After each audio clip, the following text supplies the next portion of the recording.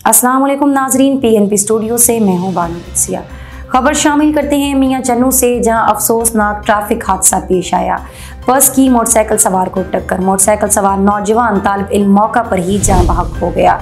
जाँ बहक होने वाले नौजवान की शिनाख्त अब्दुल रहमान के नाम से हुई है।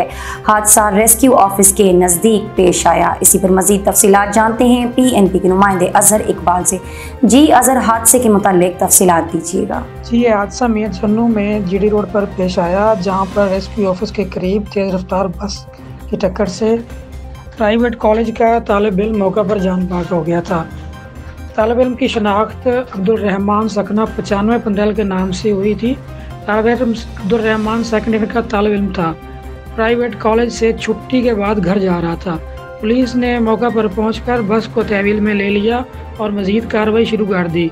रेस्क्यू 112 ने लाश को THQ मियां चन्नू मुंतकिल कर दिया।